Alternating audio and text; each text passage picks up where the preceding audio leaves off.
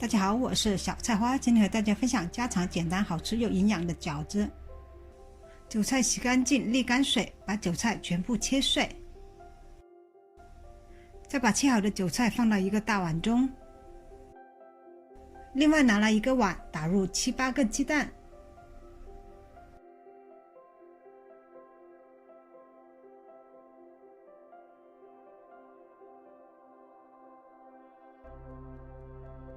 鸡蛋里放入少许盐，打散打匀。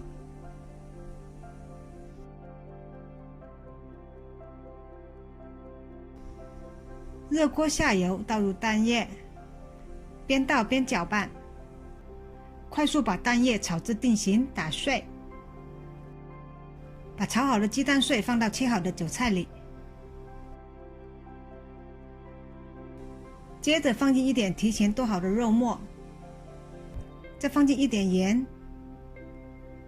少许糖，一些生抽，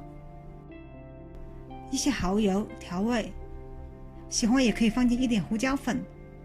然后再放进一个生鸡蛋，顺着一个方向搅拌均匀即可。接着拿起一张饺子皮，放进拌好的韭菜鸡蛋，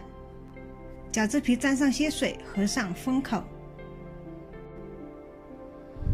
在封了口的饺子的一头沾上些水，再把饺子卷起就可以了。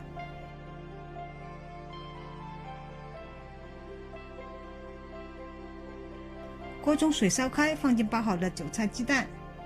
盖上锅盖蒸10到15分钟，时间到，蒸好了。